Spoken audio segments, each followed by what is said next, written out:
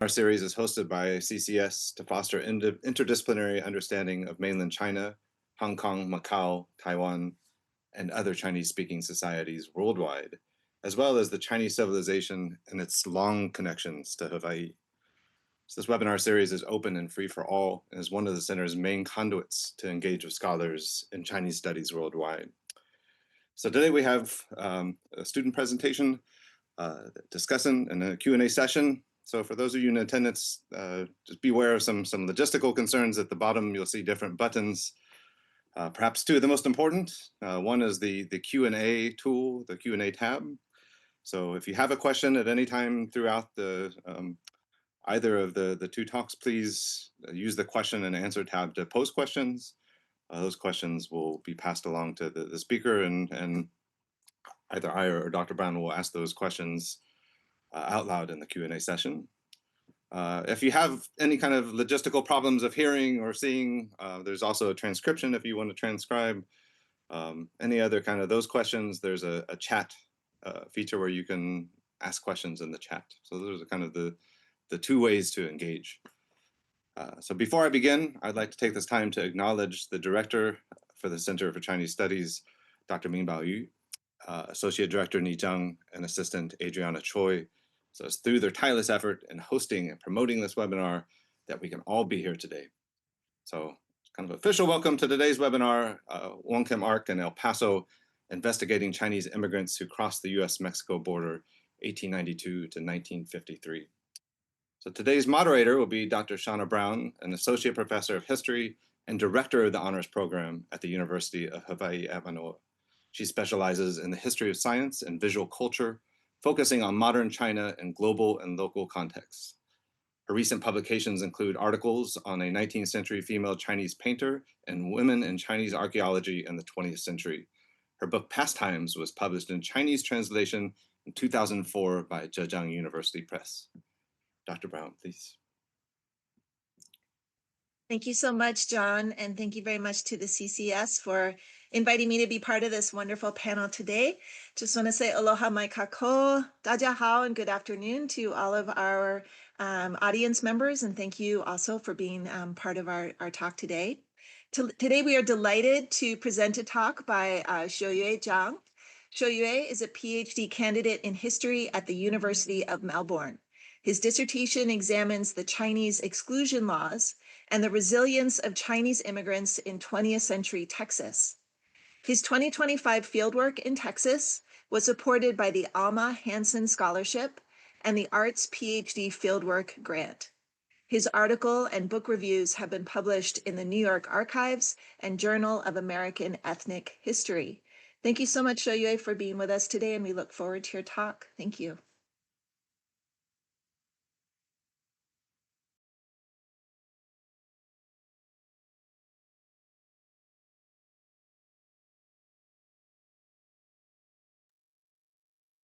Hello everyone. I'm presenting my slides. If you can't see the slide or hear from me, please let us know. And in the beginning, I really appreciate for the faculty at the Center for Chinese Studies of UHM for hosting these sessions. And as a PhD candidate, this presentation is based on the first chapter of my dissertation. My dissertation currently it explores the comprehensive Chinese immigrant histories in the 20th century Texas, from the beginning of Chinese exclusion laws to the end of 20th centuries. And I chose this time period for this presentation, 1892 to 1953, because my primary sources are limited in this time period. It does not mean that these stories are limited in this period. Okay. I acknowledge the traditional owner of the land of Melbourne, where my home institution is located, and in Mauna, Hawaii, where our hosting institute is located. My presentation begin with event happened on October 29, 1901. A Chinese American was arrested in El Paso, Texas, after crossing the border from Mexico. However, Charles Mahan, a U.S. border inspector specializing in hunting Chinese immigrants during the Chinese exclusion era, did not recognize this suspect as one of the most famous figures in U.S. legal history. His name was Wang Kim Ark, Huang Jinde. It was only 3 years after the landmark U.S. versus Wang Kim Ark decision affirming his and amongst all American-born individuals birthright citizenship. Wang Kim Ark was brought in to court once again to defend his claims to U.S. citizenship. His detention served as an apt metaphor for the persistent vulnerability of Chinese Americans during the exclusion era.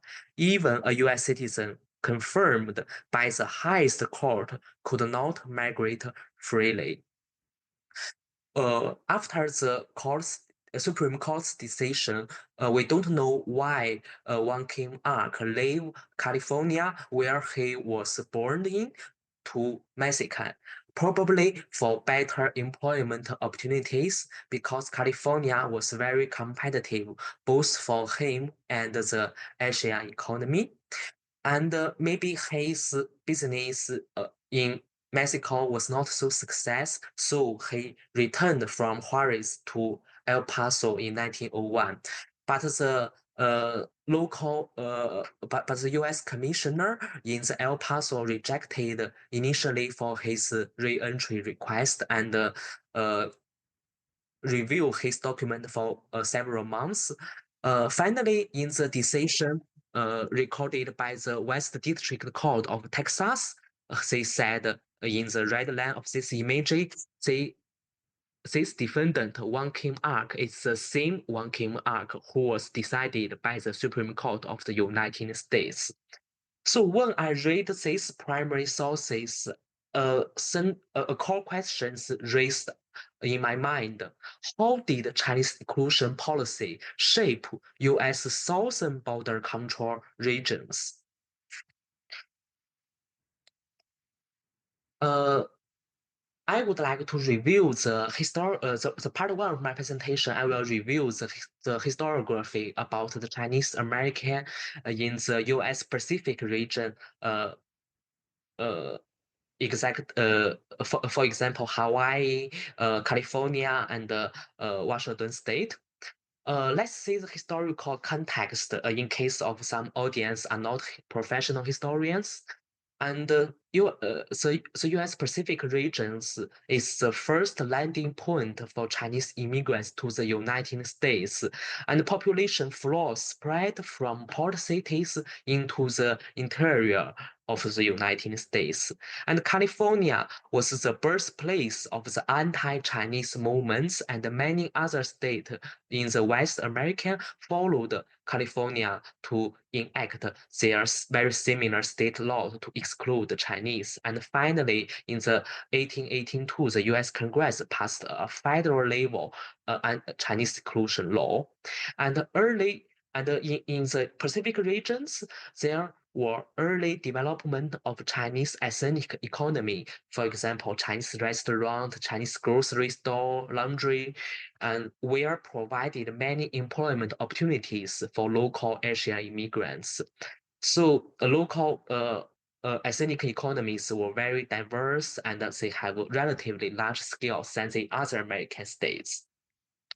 Meanwhile, there were early formation of Chinese community organizations with a strong capacity for social mobilization. For example, the Chinese Badminton Association and the Chinese American Citizen Alliance. Those kind of community organization provide the mutual aid support to the other Chinese fellows. So those are the features of the histories of Pacific regions Chinese Americans.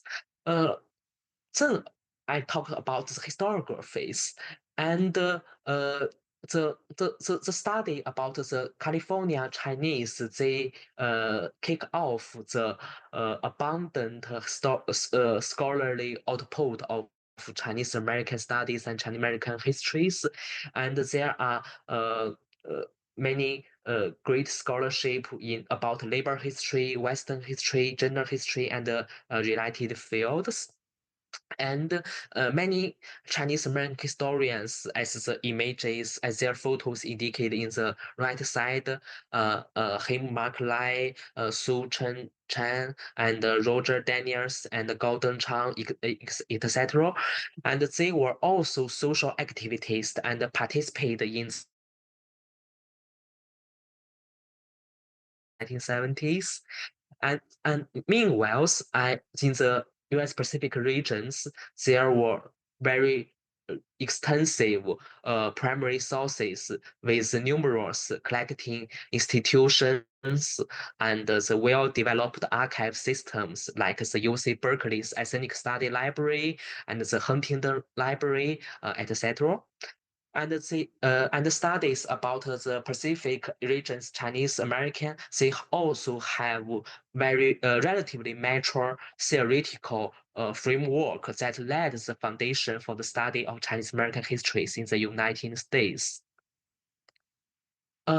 Recently, in the 2010s and 2020s, there are also many monographies about the Chinese American histories. They moved from the West Coast to the relatively inland, the American West and Midwest and American South, like the Basil Williams 2 books, The Chinese Must Go, and John Doi Chinaman, and in 2022, there are 2 books. One is about the Chinese in Montana. Another one is about the Chinese in Chicago and St. Louis. And those scholarship gave us many interesting research questions and new directions about the Chinese American history studies. For example, during the era of Chinese exclusion, how did the Chinese immigrants' experience differ in regions where Chinese economies and communities were relatively weak? Especially for the states like Montana or the Texas, my research subjects, local Chinese American organizations are underdeveloped. And in the context of internal migration within the United States, how did the Chinese mobilities, by analogy with the African Americans' Great Migration, shape the U.S. histories?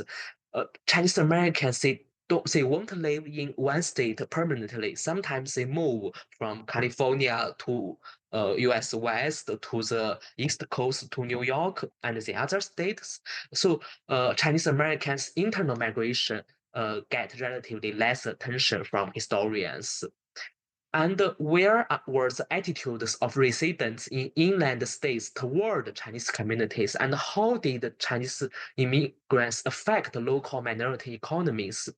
For example, we know that the Irish Americans competed with the Chinese American for the railroad construction employments. So, what but what were attitudes of the other racial groups, and what were the attitudes of Americans in the the less populated state? And so when the first Chinese groups moved to those less populated states and opened the first Asian featured economy, what were local people's attitude toward those business?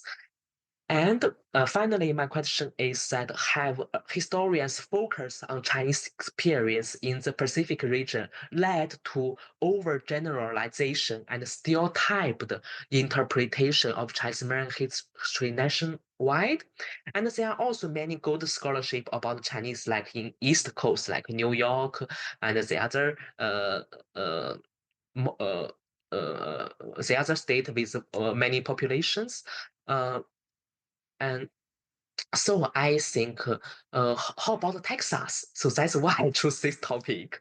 Uh, I would like to talk about the research trends. So you can see from my mentioned scholarships, there are many historians take a transnational history approach and they explore the race relation, especially like the Joy Doi Chinaman. It talk about the Chinese uh, uh, suspects and the white people and the other races legal relations, and there are also recent trends about the borderland study, which was interdisciplinary engagement with sociology and anthropologies.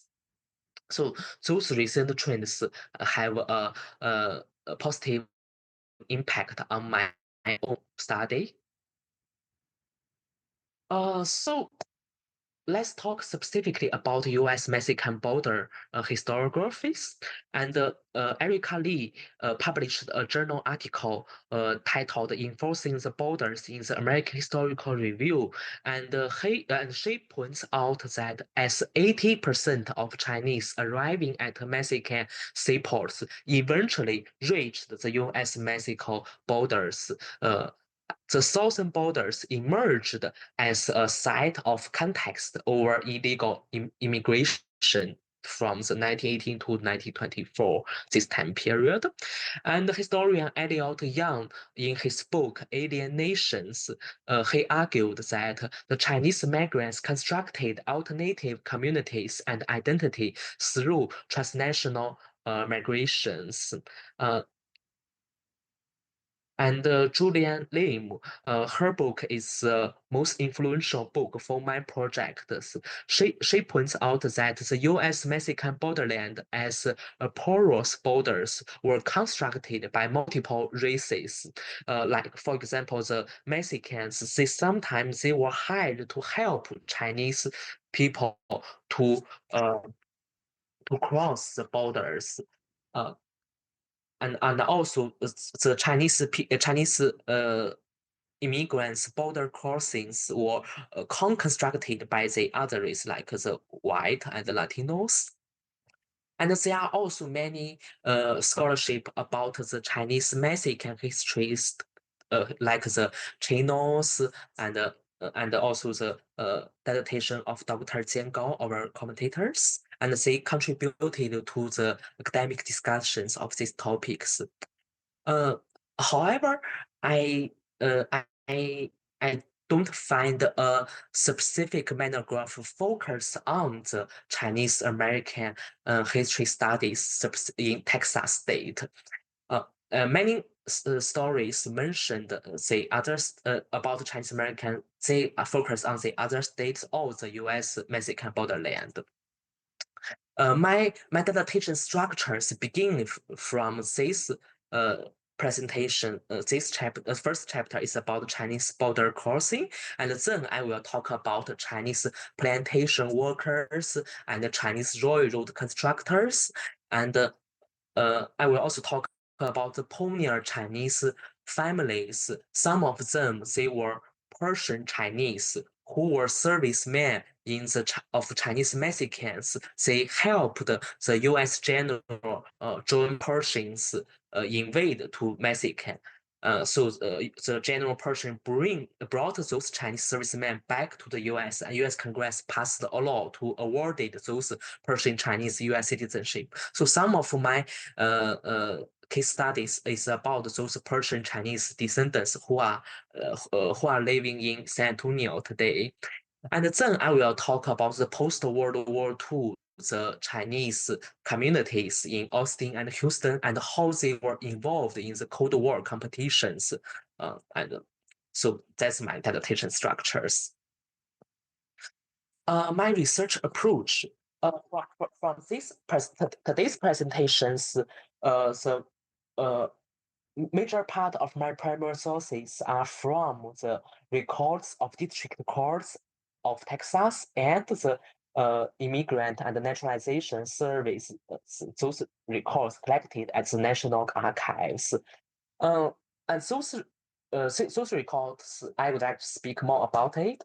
They were divided into two categories. The first category is that how the immigration officials, they arrested Chinese border crosser, they interviewed them, they took a picture of them, and then they found, okay, they were not legal visitors, so they will transfer those Chinese suspects to the court.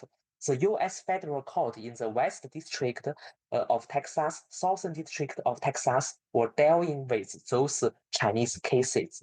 So the district court cases will issue the final decision of deporting those Chinese. So those two primary sources could tell us a story about how Chinese were caught and how they were deported, the whole process.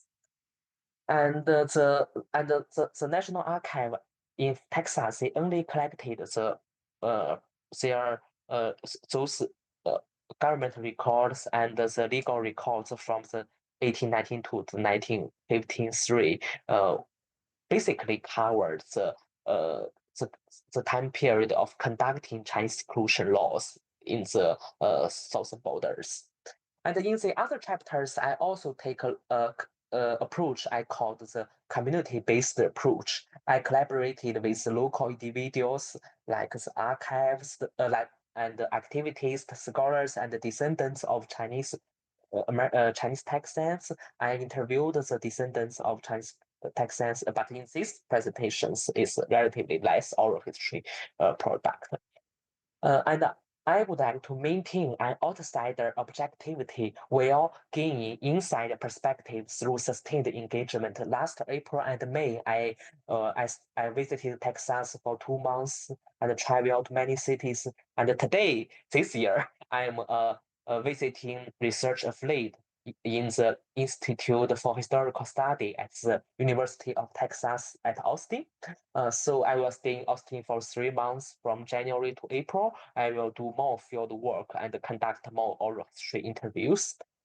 And I hope to pay back to the local individuals and organizations who helped me. So I contributed to the Preserve our Community History project, and I also helped the descendants of Chinese Americans to find their relatives in China and America. Okay, let's talk about the history itself. The enforcing in the Chinese exclusion laws in Texas-Mexican border were later than their enforcement in California. Although the California, they have state law to exclude Chinese and limited Chinese business as early as the late 19th centuries, but in the Texas, there were they set the border control against the Chinese as late as the 1890s. And after the Gary Act, in the you can see the Bureau of Immigration and the district court start to collect the legal documents about the Chinese deportants. And meanwhile, in the other side of the U.S.-Mexican borders, there were anti-Chinese movements in the Mexico. Historians call it xenophobia. Xenophobia means xenophobia against the Chinese. So under the pressure of xenophobia, the Chinese Mexicans, the major part of them returned to China, but 1,000 of them crossed the border to find a new life in America. For those Chinese Americans who cross the border, some of them want to travel via America to China because there are more ships and the transportations in California. But the others, they want to have their new life in America, and Texas is the choice of many of them. However, during the World War I, the U.S. Congress passed the Passport Act and the Immigration Act of 1917, and so the Bureau of Immigration, they required the Texas border control officials to investigate all non-American border crossers. In the other words, I have a hypothesis is that the border control against the Chinese in the southern border laid a foundation for the U.S. southern border control regimes. And so those systems running for almost half a century, it was repealed during the World War II when the US and China were the wartime allies. So the US Congress think it is not proper for still conducting a Chinese exclusion law. They repealed of the Chinese exclusion law in 1943. Okay. And in my cases, I will talk about two groups of people who were deported. The first group is that the interrogation of Chinese visitors entering the Texas. The second group is that the deportation of undocumented Chinese residents already living in Texas. The second group means that some of Chinese deporters, they may be moved from the other American state to Texas, like the California or the other Western state. They are not border crossers, but they were caught in Texas. So they were reviewed by judges of Texas and deported by them. So who caught them? There is a professional official named Chinese inspectors. They were created as law enforcement officers in 1908, but at the early stage of Chinese inspectors, they were understaffed. They has very limited fundings. The situation was changed after the 1917 to 1918 because the Immigration Act of 1917 empowered them to more money and manpower to conduct immigration laws. In the word of historian Deborah Kahn in her book The INS on the Line, she points out that only after the 1917 and 1918, officials in the southern border, they were more seriously to carry their jobs. So those Chinese inspectors, they operated in cities and borderlands. They approached and reviewed any individuals who were look like Chinese. From the autobiography of Chinese inspectors, he says that they judge Chinese only by the likeness and ethnicness. So those standards are very subjective. So they have three parts of job. First, they deported undocumented Chinese residents in Texas cities. In my cases, one Chinese person, he was the waiter of a local cafeteria. So he served those Chinese inspectors several times, but those Chinese inspectors arrested him after several months and found out that this waiter don't have legal document and deported him. And their second job is they investigated Chinese border crossers at immigration stations like El Paso, Laredo, and Galveston. El Paso and Laredo is in the border between the Texas and Mexico. Galveston is a porter city very close to Houston. And Galveston as a porter city, actually it is far from the border, but there were also many cases about Chinese who took ships from Mexico and arrived in Galveston. So they were reviewed by the local border control officials. So the Galveston's officers, they were surprised why there are many Chinese arrived from the Atlantic side, because as Erica Lee revealed that the California's the Angel Island station, they were very rigorous. They have very mature system against the Chinese visitors. So some Chinese Americans, so some Chinese visitors, they arrived in Mexico from the west coast of Mexico and travel to the east coast of Mexico and took ship to the Galveston. So this is a very impressive trip to avoid the Chinese exclusion law. And the third part of Chinese inspectors' jobs, they intercepted unauthorized Chinese while patrolling the borders. In the other words, some unauthorized Chinese, they were suffering from the human trafficking. So Chinese inspectors also hunting them. And this image is what I found in my primary sources.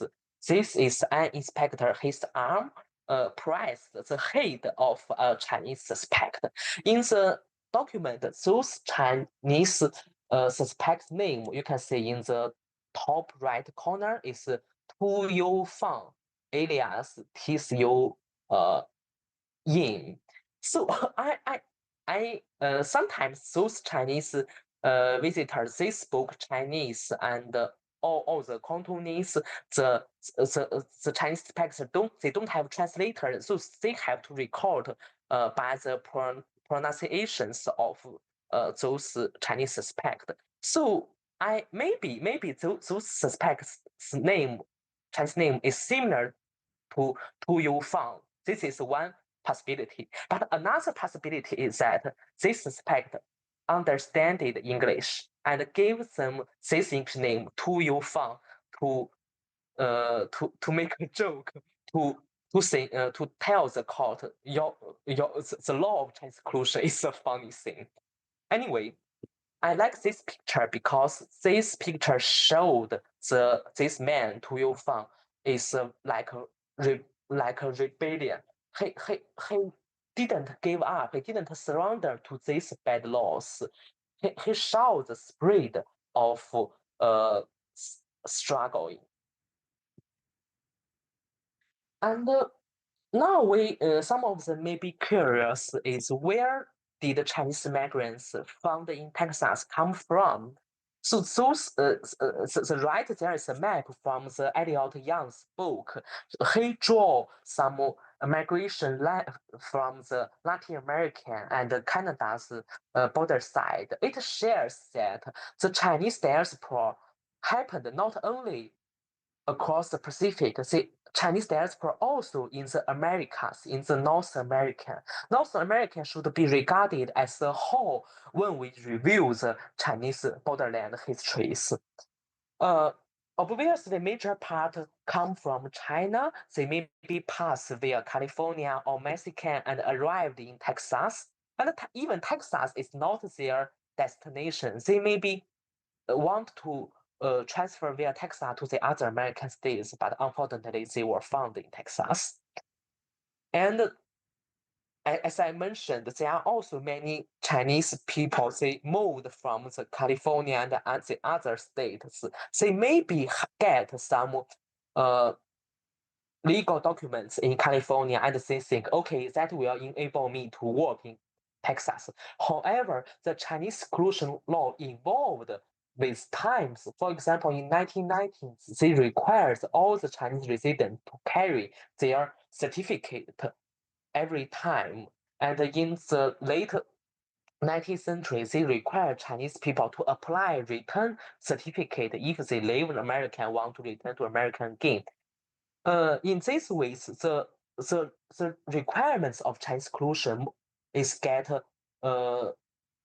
more rigorous and strict. Therefore, even Chinese Americans in the other state, they have legal document, but with time going by, their document maybe cannot meet the new Chinese exclusion laws. And finally, as the many Chinese Mexican historians remind us, they want to escape the escalating anti-Chinese violence, either in Mexico, in Cuba, and South America. As one of the Chinese inspector tell in his autobiography, nobody wanted them. Few people made any attempt to understand them, and detention would mark as fertile most of the effort and money expended. So this is where they were coming from. So where did they go after they arrived in Texas? So if they passed the review of the border control sections, some of them would work in the plantations as the coolies, and some of them will open the first Asia featured business like the grocery store, restaurant, and laundries in cities like San Antonio, Austin, and Houston. They Chinese Americans were regarded as the earliest Asian Americans in Texas, and those businesses provided more choice and diverse opportunities for the local residents, for the non-Chinese Texans. So they made a contribution to the diversity and the development of Texas. And also there are some Chinese visitors, they live in Texas. Because Texas only have maybe hundreds of Chinese in the early 20th centuries, and more than 100 and only more than 1,000 people after the World War II. So they cannot find enough people to marry or to interact with them. So some people leave the Texas. But the story of their residency in Texas still important. Tell us many different sides of U.S.-Mexican borderland histories, and as well as the Chinese diaspora histories in the Americas. Okay, now I would like to introduce three specific cases about my research, and as each case provided a very important topic about the U.S. histories. The first case is about Mr. Chong, and he lived in California for 10 years, and he have the when he entered the U.S., when he arrived in California, he get approved from the U.S. border in control in the California side. So when he arrived in Texas shortly, the U.S. Congress passed the 1918 the Gary Act, required all the Chinese residents in the United States to apply for a Chinese resident certificate. But Mr. Chong didn't apply for this certificate. So when the court asked him why you didn't apply it, you lived in California, you should know it. But Mr. Chong said, I didn't apply it because the interference and the prejudice of others, especially by the 6 companies acting under their directions. So who were 6 companies? 6 companies is a European Americans name given to a Chinese mutual aid organization. Their today's name is Chinese Consolidated Benevolent Associations. So those CCBA, so CCBA's they hired lawyers. They want to challenge the Gary Act of 1982. So they mobilized many California Chinese to boycott the Gary Act. The CCBA's lawyer told them, if nobody register for the Chinese resident certificate, they maybe make this law void. So they will want to challenge this law to the U.S. Supreme Court. Meanwhile, Mr. Chong agreed to their mobilization, so he didn't apply for it. Then he moved to Texas and was sent to the court due to his undocumentations. However, In the 1893, the U.S. Supreme Court decided that the Gary Act is conform to the U.S. Constitutions and denied the request of CCBA in the case named Fang Yueting versus U.S. As a result, the Texas District Court deported Mr. Chung's back to China, although he had lived in America for more than 10 years. So this is one case. This case revealed that the Chinese activism not only happened in California, there were interstate activism with the moving of Chinese Americans from California to the other states. When Chinese Americans moved inland, they also brought their California's activism to the local states. And the local Chinese organizations, they could hear about what the California Chinese, like the headquarters, what headquarters did. So then they could adjust the local Chinese American strategies towards the law enforcement. So interstate activism should get our attentions. The second case is about female Chinese border crossers. From the previous research, their previous historians' research about female Chinese American histories are about their career, like the prostitute and laundry workers. Also, is about their interracial marriage, their families. But less attention has been given to the female Chinese border crossers. So from my primary sources, I found two Chinese border crossers. At that days, there from the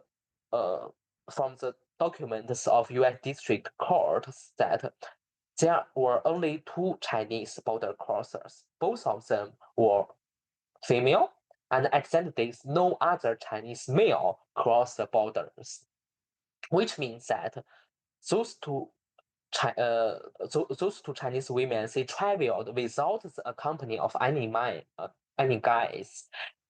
And I see their legal documents, they share the same witness. So they had two witnesses to speak for them both. Therefore, I think those two women know each other. They travel together, and their presence challenges the orthodoxy of Chinese migrants or Chinese border crossers as a bachelor societies. They shared that the resilience and independence of Chinese women, but those legal documents cannot provide more information. The judge only denied their entry request and deported them back to China. So there are some questions I will I have to answer. Who were they and why did they cross the borders? My current primary source cannot provide answer to it, but those two cases could provided us a gender history side about the Chinese border crosser histories.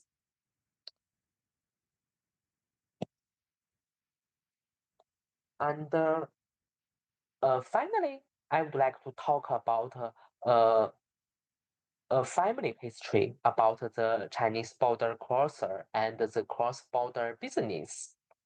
This case is happened in the 1920s. Senior man, Mr. Li, he is a lifelong Texas resident. He married to he moved to America when he was about 9 years ago. So he was born in China, but he arrived in America as a boy. So he lived in Texas for a long time, He worked more than 30 years for the Southern Pacific Railroad Company, and he married a Mexican American woman. They have 5 children, and he was a skilled professionals, and he had some money, so he invested mine in the Mexico side when he traveled to Mexico for the first time. However, in his second time's travel, when he returned to Americans, he was arrested at the Laredo at the years more than 70 because although he has the Chinese residence certificate, but he didn't apply for a return certificate under the new immigration rules. As I mentioned previously, that the Chinese exclusion law were involving. The new laws require them they must get a return certificate, but Mr. Lee don't know it. So when he second time return, he don't have this document. When he was investigated by the immigration officers, he tells them, I want to stay in the United States as long as I live and keep my family before I die.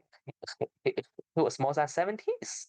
If you send me back to Mexico, you are mightily crucial to my family because they had nobody to keep them up in the Texas. So their family lived in Houston. But if you send me to other countries, I will suicide myself. So this statement was very strong and heartbreaking for him. And when inspectors traveled to Houston and asked question to his wives, in case your husband should be deported to China or return to Mexico, will you care to go with them? And his wife said, I would not go to China or to Mexico if I could help it, as I have no people in either place, and my husband is old. I do not think he could make a living for us. If they deported the whole family back to China or Mexico, they cannot make a living. As a result, the Bureau of Immigration suggested the court to deport Mr. Lee back to Mexico. Mr. Lee was deported to the Ciudad Laredo in the Mexico side after the court decisions. And we don't know his other stories, his story after that, and we don't know what happened about their families when the family separation happened. Mm. In these cases, you can share that you can say that although those families they were they have a job, they have money, and in the they have properties in Houston, the U.S. border law still would separate the families if they didn't meet the U.S. exclusion laws. So I would like to provide a summary. I am I'm in the academic discussions with historians like Meng Hongjun and Kelly Little Hernandez and the Yuzuma Quarosis. Although their books are not specifically about Chinese in Texas, but their approach or their arguments inspires my arguments. The Meng Hongjun in his book Cooley and Ken, he write about how Chinese labor replaced the black enslaved people in the Louisiana. Louisiana is in the east side to Texas. Their environment are very similar. And Meng Hongjun told us that the Cooley situations constructed Americans' image about Chinese and race issues in the United States. So in the South Texas, there were also many plantations hired Chinese laborers in the in the late 19th century and early 20th centuries. And from the Kelly Layton Hernandez book, Migra, she introduced how the US border patrol system were constructed, but she mentioned only a few about the Chinese. Most of her discussion about Chinese is in the California border sites. But from my story, you can see that there were interstate activism from the California to Texas. There were also specific stories about the Chinese border crossers in the Texas side. And for the Professor Yuzuma Koros's book, she tell about how the early Cold Wars, University of Houston and the other Texas Higher Education Institute encouraged the Asian immigrants to get educated there. So from my story, the other chapters, the later chapter of my projects, I tell that the Chinese peoples, they achieved the upward mobilities by the educations, like the situation of South Asians. So from this presentation, you can see that the earlier Chinese border crossers, most of them, they were unskilled laborers. So they have to make a living by work by work in the industries. They like the marginal people groups. But with the time going by and more and more elite Chinese moved to Texas, and more Chinese or the greater Chinese from the Hong Kong, Taiwan, they get Texas for higher education. So they moved from the margins to the center of U.S. politics. And they moved from the borderland, like the El Paso and the Laredo, Galveston, to the center, to the heartland of Texas, like Austin, San Antonio, and Houston. My intervention in the historiography is that during the Chinese exclusion era, Chinese migrants exercised agency by moving inland in search of better opportunities. And female border crossers and the wives of and children of deported male immigrants, they deserve more scholarly attention to their everyday life. And the US border controls destroyed not only Chinese Texan communities, but also their biracial families and cross-border business. Today's Texas is ranked as the third largest Chinese American populations in the United States after the California and New York. They have more people than Hawaii. However, although they have more people, but most of them were moved to Texas after the 1965 immigration reform. And there were only less than 0.007% of Chinese of the whole people in the Texas. So their percentage is relatively small. But the Chinese border crosser story still happens after the pandemic of COVID-19. From the source of US customer and border protection data, after the since 2023, the number of undocumented Chinese were increased to like to more than to thousands of people every month. So that's large numbers. So the right map is designed by a media. So they tell us how the undocumented Chinese cross the US borders after the pandemic. They fly to arrive in Ecuador. Ecuador's Quito. Ecuador don't have visa requirement to Chinese citizens. So those people could arrive there. And they work along with the Latin Americans, undocumented immigrants, and arrived finally in the U.S. southern border. They overcome the many difficulties and challenges as much as Latin American immigrants. So we can see that the Chinese border crossers happened both during the Chinese colonial areas and even today's. That's why our research project could tell the historical echoes to the today's. I would like to end by a quote from historian Adam Goldman's. Today, as in the past, streamlining expulsions and promoting self-deportations continues to serve as a way to augment state power while sidestepping legal and financial constraints without regard to individuals, families, and communities' well-beings. The family separations happened in the 1920s and 2020s. Thank you so much. That's it. Thank you so much, Shoyue. That was a really wonderful talk, very rich and exciting information. Just a reminder to our audience to please enter your questions and anything that you want Shoyue to speak to more in the Q&A box. So, and we might have a moment or two after our discussant to ask Shoyue and also Professor Gall for some follow-up on their notes.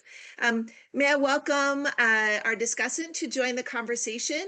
We're really thrilled and honored today to have Jian Gall as our discussant for the talk. Professor Gall is a historian of Chinese migration to the United States and the Americas, specializing in transnational networks, identity, and emotional history. Professor Gall's award-winning scholarship has appeared in leading journals and earned honors from LASA, WHA, and other major organizations. His forthcoming monograph, Journeys of Longing and Belonging, is under contract with UNC Press. His second book examines post-1965 U.S. immigration control. Fluent in 4 languages, he is a presidential scholar at ASU and a recipient of major national fellowships. Thank you, Professor Gall, for being here, and we look forward to your comments. Thank you. Thank you, Dr. Brown, for the introduction, and thank you, Shoya, for the wonderful presentation. I had the great joy of reading the full paper, and I think the paper makes a very strong and original intervention by repositioning the U.S.-Mexico borderlands as a central site in Chinese American history, rather than a peripheral one. I especially want to affirm Shoya's point that the scholarship on Chinese Texans remains surprisingly limited, given Texas' size, geopolitical importance, and long border history. This relevant absence in the historiography is quite striking. And in that sense, I think the broader dissertation project really fills a great gap and opens up an important regional field of inquiry. By foregrounding Texas, I think Shoya effectively challenges the field's long-standing coastal bias, which has privileged California, New York, and Hawaii. And I think this shift in geographic focus is one of the paper and one of the project's most significant contributions. And I also think the overall project's the greatest strength is really its methodological range. For the broader dissertation project, Shoya combines federal court records and Bureau of Immigration files with oral histories, family papers, and community-based research. This multimodal approach allows the narrative to move between state power and everyday life in a very effective way, especially in the deportation cases and the border interrogations. I'm especially fascinated by the community-based project, which is particularly compelling because it demonstrates the ethical engagement with the descendants and local archives rather than an extractive research practice. I think this method also strengthens emotional and social dimensions of Shoya's analysis. Although the current paper doesn't really present the community-based oral history and personal archives, I would really like to hear more about it for the broader project in the future, or if we have time in this session. I think the case studies are especially powerful.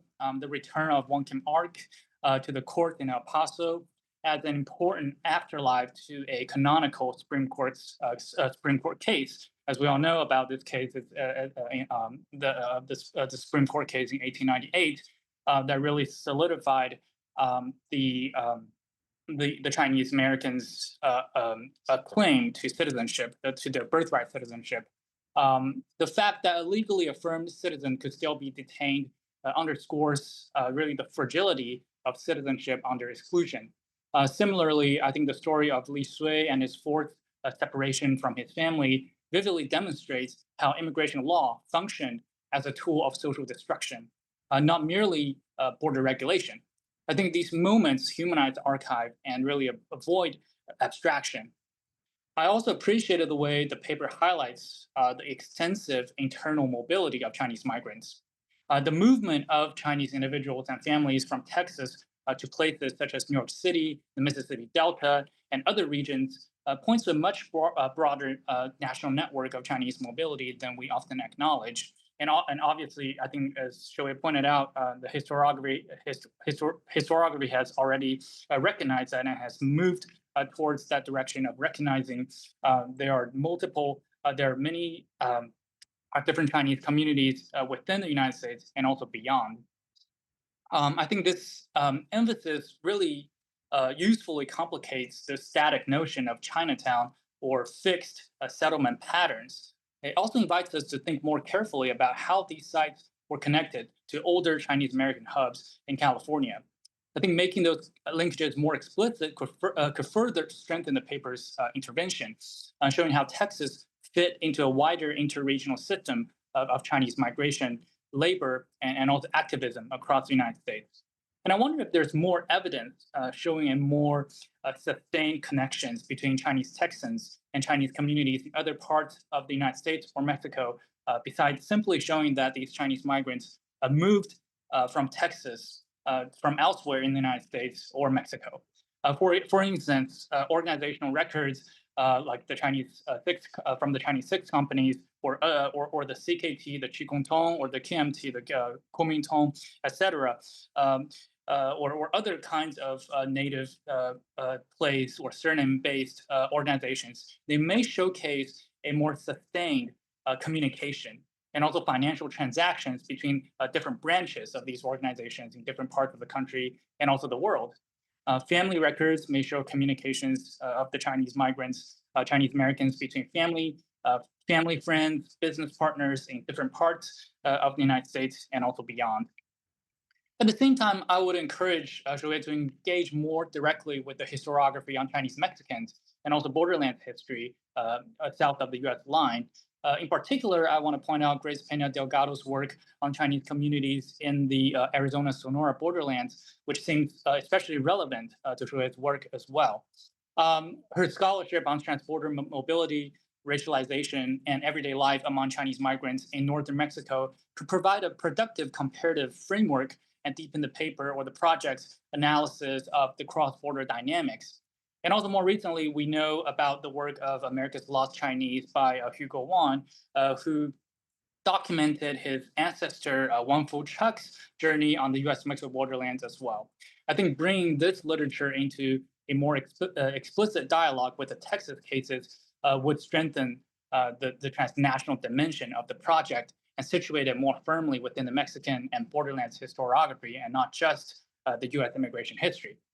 I also want to push a bit more on the central historiographical claim that the Chinese exclusion, quote, laid foundational practices for US border control systems that persist today. I think this is an important point, but also I think it is a well-established point. It's a well-established argument in the field, right? Especially in the work of Erica Lee at America's Gates. As it stands, I'm not entirely sure how this paper's intervention differs from or extends that scholarship. What new dimensions does the Texas-Mexico border add to this argument that we did not already see in Lee's work on federal gatekeeping?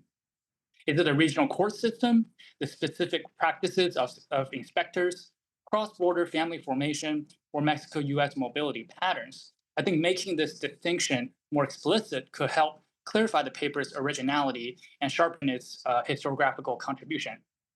I will also be interested to hear more about the role of the Mexican state in these stories. The paper centers the US enforcement practices, but the Chinese mobility across border necessarily involved Mexican authorities, local police, and municipal governments. How visible are Mexican legal regimes in the sources, and how might incorporating them further change the story being told? Finally, I appreciate the attention to Chinese women at the border, especially in the case of Lo Sum and Zhou Guo. This opens up important questions about gender, mobility, and risk that will be developed even further. Overall, I think this is a richly researched and ambitious paper, and I think the project is fantastic. By foregrounding an understudied region, tracing the internal Chinese mobility and connecting past exclusion to present-day border politics, I think it makes a valuable contribution to Chinese American history.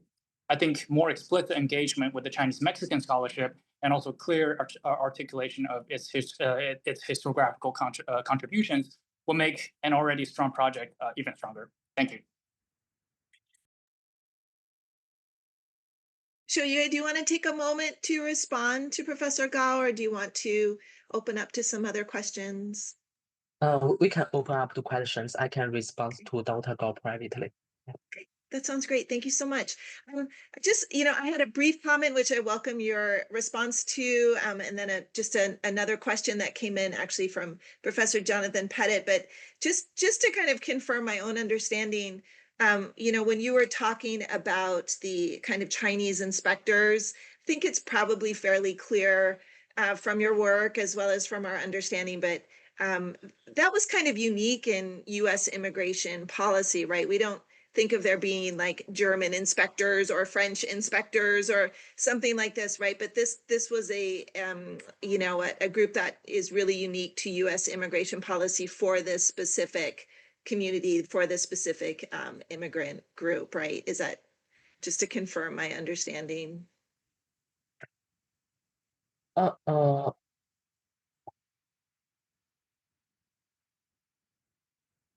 Okay. Do you want me Sorry. should I put it in the chat? Professor Patty's question is about African Americans migration. Is the same question? Sure. It was kind of a follow-up question, absolutely, from Professor Pettit. Could you offer us a comparison between what you say about Chinese migration within the United, like internal movement, and also the comment you made about the great migration of African Americans? Yes. Thank you. First, I think the scholarship about the African Americans' internal migration is extensive and very remarkable. I and there are some similarities between Chinese migrants and African American migrants. Both of them were looking for the better employment and living opportunities. Both of them had agencies to move. But there were some differences in that African Americans, their citizenship got more protections and verifications by the U.S. authorities. However, the Chinese Americans migrants, they were under the threat and the danger of losing their American residence all the time when they move. So Chinese American migrants had to be more careful when they move inland, and when they move to other states, they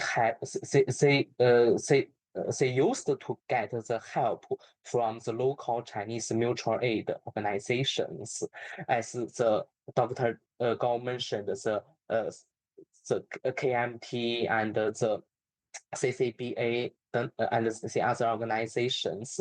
So Chinese Americans in internal migration was still in the network of Chinese American communities. They know where they were from, and they know where they want to go, and so they believe that they will get the new jobs in the new state with the help of the ethnic communities. That could be a little different than the African American migrations. So I place their stories in the framework of immigration histories, as the Professor Sala in his book, The Wars Within the Americans. There are many restrictions against immigrants, even they have arrived in the Americans, in their living, in their employments, in their educations.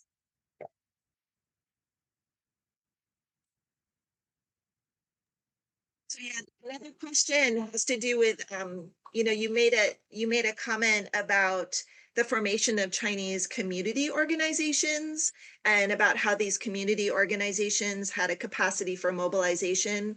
Of course, perhaps strongest in coastal communities, but you also saw how there could be a kind of connection to some of this community organization through these migrant networks. I wonder if you can just say more about political mobilization. You mentioned boycotts, right? Or kind of, refusing to follow certain policies as a kind of political mobilization. Is that something you could say more about? Yes, yes. Uh, Generally, we think that Chinese political activism in the early 20th century still in the Chinese exclusion areas, mainly in the California, Hawaii, or New York, those states with more populations. It is true. Basically, in the early 20th century, the Texas don't have uh, uh, Chinese community organizations with many members. So at that time, the Chinese laborers in Texas, they were they act individually. They don't have the organizations, but those people who moved from California could bring the ideas of we should help each other, we should make organizations. So in the middle 20th centuries, in cities like San Antonio or the Austin, they have small-scale Chinese organizations like 致公党. And in San Antonio, they were made up by the Persian Chinese veterans. And in Austin, there were also some small Chinese merchants associations. And finally, they get together to become a branch of Chinese American Citizen Alliance in the 1950s and 1960s. So they learned from the model of California, and they have their own features. Yes.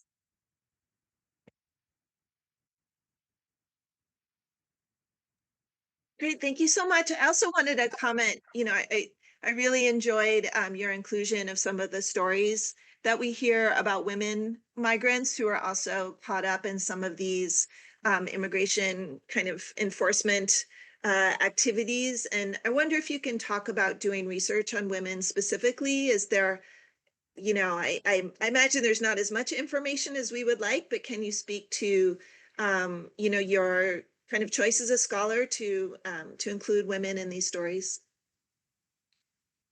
Yes, thank you. My current project is about the female Chinese Texans. They, there were two parts. The first part is about the female border crossers. Unfortunately, as Dr. Gao pointed out, there are not so many sources about it. I only have the legal documents, but legal document don't provide their background informations. I only can confirm their presence. And the second part is about the marriages between Chinese and the whites and Latinos. That was some women, they were white or Latino, they married Chinese guys, and some Chinese women, they were the veterans' wives during the World War II. So some Chinese American Texans soldiers, they served overseas during the World War II and meet the local Chinese immigrants and bring them back in according to the War Bride Acts. In this way, the after-war communities in Houston and Austin grew up because more people married to heirs. So their marriages shaped their children as biracial identities, and some of them children are still active in the community service and all the Chinese activities of the festivals. And some of the Chinese women, they were also like doing the volunteer and the community service. In the Austin, there was women organizations. They wanted to do something to educate the next generations. Yeah. Great, thank you. Thank you very much for that. There was a question from an audience member, and this is great. Please keep asking questions about more recently. Shoyu, I think your chart about the rise in border crossings and migration since COVID-19 was very thought-provoking, and just wondering if you have any comments about why we see that increase, especially since it's so risky.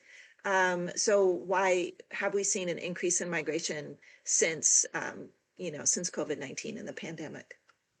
Yeah, I'm not a sociologist and I don't study contemporary issues. I would suggest the audience to search the keywords to learn the other scholar who studies contemporary issue to answer this question. But I can give some basic background information is that during the pandemic of COVID-19, many Chinese in China lost their job and they have they don't like the government's pandemic policies and they think but they don't have the travel abroad experience, which means that they cannot get legal US visas. So they have to fly to the South Americans and work across the borders as undocumented immigrants. And after they cross the borders, they will claim refuge to the U.S. government and appeal to get the refuge status. And so this is the situation. However, this phenomenon had get less and less because Ecuador stopped to issue Chinese free visa policies. So the 走线situations is not so many today. Yeah. Great, thank you very much. Yeah, there was another question about the archives that are available to use in conducting this research. Question was, what parts of Texas have the strongest support in preserving Chinese history, and has recent immigration helped to pique interest in this history of Chinese immigration? Well, for the first questions, I suggest to see the portal of Texas History. It is a website made by the University of North Texas. They collected many Texas local archives, digitalized archives in their website. And the second question, it's hard to answer which part has a strong support to preserving Chinese. I mean, this is I cannot evaluate these situations. I mean that from my observations, there are many local Asian Americans. They make up the like the Asian American Historical Society in Dallas and the Asia Art Culture Initiative in Austin. They have their own community organizations. They self-govern themselves and preserve the local cultures. And I spoke with them, and I think their work is excellent, but maybe the local Texas government level, they don't have so many specific policy to support it. Yeah. Great, thank you. I have one last question, and I was just curious that you said you are trying to connect with the family members who might have their own family histories of this, of migration through Mexico. I'm just curious, when you contact them, do they welcome this? Are they, has this been a good experience to do kind of oral history research with this community? Yes, and some community organizations have conducted oral history interviews, and they are making the documentaries about the descendants of pioneering Chinese. And I also interviewed some of them, and most of them are very welcome to get interviews because they want to speak out their family histories, and they have got interviews from like televisions, school newspapers. Yeah, their attitudes are very positive. They want to let the others know their family histories. I really appreciate their collaborations. Yep, but I will remember my job as a historian. I will keep the objectivities. Okay, thank you. Well, we really look forward to reading your dissertation, and I'm sure the publications that will result from that. So thank you very much for joining us from very far distance. And also thank you so much to Professor Gao for your wonderful comments and for joining us as well. This was a really terrific panel. I learned a ton, so I just really appreciate this opportunity. For everyone in the audience, please continue to join us for the CCS Global Webinar Series. Our next panel will be on February 4th, same time, 12 to 1:30. The discussion will be China, Southeast Asia, and extractive industries. So we look forward to seeing you in a few weeks for our next panel. Again, thank you very much to our speaker and discussant today. Take care, everybody, and we'll see you soon. Thank you all. Recording